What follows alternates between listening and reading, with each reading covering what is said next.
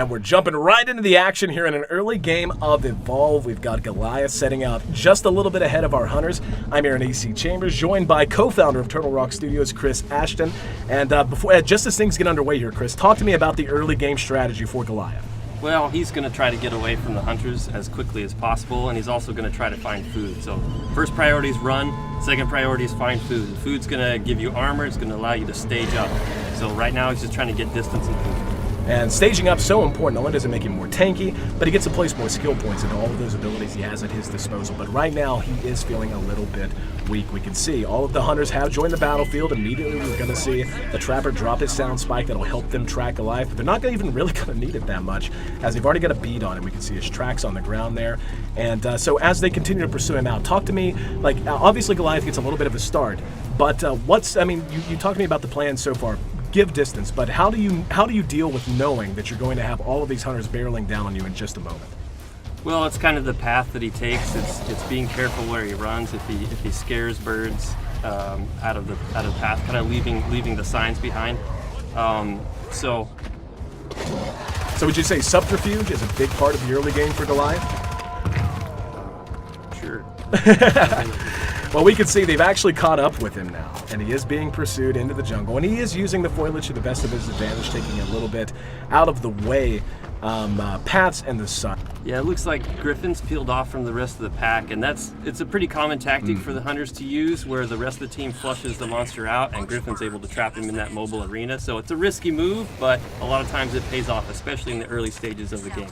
Yeah, it looks like, though, Goliath knows what's going on. And yeah, you can see, if you see the red that he can detect moving around him, he knows that's one of the hunters, and he's probably aware that that's going to be the Trapper. And oh, this creates such a big opportunity for Goliath, though. He's got a bead on him, and he doesn't know it. Oh, he's in trouble and pounced on immediately.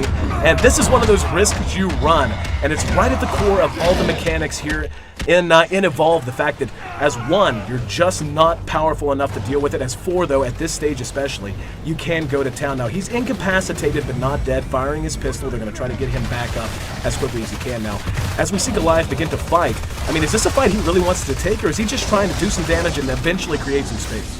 I think, when he had Griffin down, he had an opportunity there. Anytime you get one guy down, the fight's go in your favor, but they picked him back up. So at this point, if I was Goliath, I'd start looking for an opportunity to get out of there. You kind of see how well your offense is going, and if it's not going well, you tend to try to get out.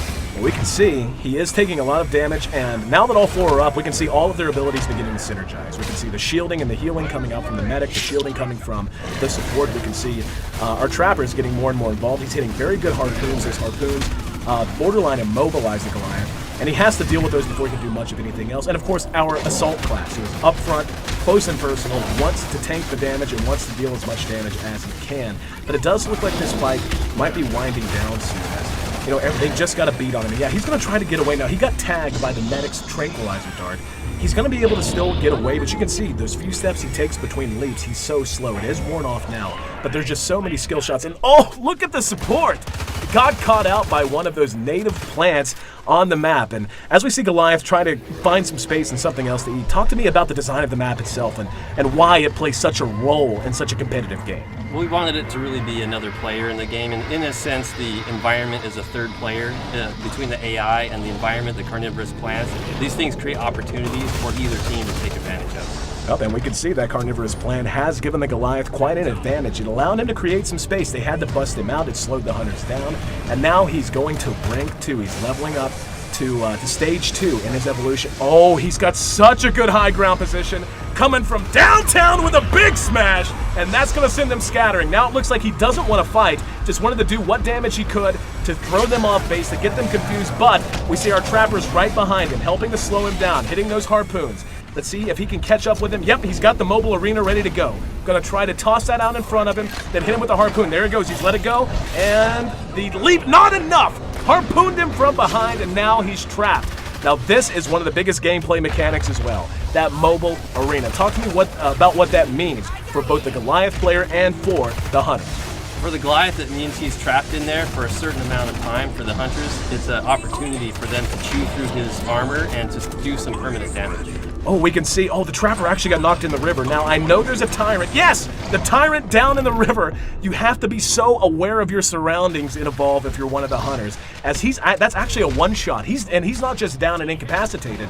There's no resuscitating him. That's going to be 2 minutes. He's off of the map entirely as Goliath continues to just run over the rest of his team.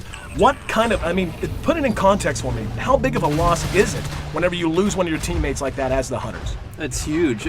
They're designed to be co-op. Each one of them has a very specific function that is vital to their success. So as soon as one guy's out, they're at a huge disadvantage. And we can see Goliath's actually running here, but since they're down a man, how does that change their strategy and how they want to approach Goliath? Well, they definitely want to be a lot more cautious. If Goliath turns to fight them, he might be able to pull out the win here. So they'd be a little bit more defensive. They'll start anticipating where he's coming. They're not going to chase him as closely as they would normally. They want to keep a bead. They don't want to lose him, right? But they want to not really force the fight themselves. They want to wait till Griffin comes back. Don't want to take that big of a risk. Now the problem is, we saw they had to stop and deal with that Tyrant, otherwise one of them might get snatched. Goliath is actually utilizing one of the best comeback mechanics. We can see how banged up he is. A very nice visual system of damage. He's bruised, he's bloody, and you can't regen health in Evolve if you're the monster, but what you can do is feed on wildlife and regen your armor, and that allows you to be just so tanky. And it looks like that's his #1 priority right now, as the hunters just wait on their Trapper to get back on the map. But, you know, and now that they know that he's coming back in, we see already the mines being laid. Talk to me about the strategy we're seeing employed by the hunters right now. So they're really just trying to turtle up at the moment. They're trying to wait. Griffin's got 30 seconds to come in, so all they're trying to do is last that 30 seconds before Griffin comes back. Another big smash, but he's able to corner 2 of them. Now 20 seconds right now, it seems like such a short amount of time, but just look at how much damage the Goliath is doing as they're waiting for him to come back in, and lacking that immobilization means they can't kite him effectively. That's why he's able to charge on top of them, why he's able to bang them down so damn hard. And yep, we're going to see already the medic is down. Nice play from the support though, using the burst stealth ability, that's his class ability.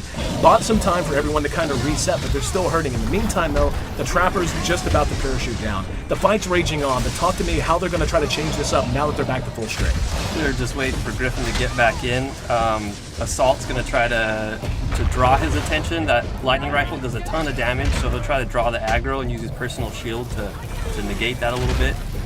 And oh, we're actually going to see another incapacitation on the support. Losing the support is just crippling. You know, you don't have the orbital strike that you can call in, you don't have the personal shielding, and this is going to happen when you don't have that. However, with the Trapper back in, that's going to give them a chance to maybe kite him, but so far, no good harpoons. He's just continuing to deal massive amounts of damage and run over this team who is once again running at 3/4 strength. We're going to see, yep, potentially another incapacitation. But he's setting up, he's landing another smash, and yep, there we go. One's down, that's going to be the medic, and the Goliath just continuing to pound away, setting up a huge assault on the, no! Oh, you jerks! Cutting the feed at the very last minute. That's not fair, man.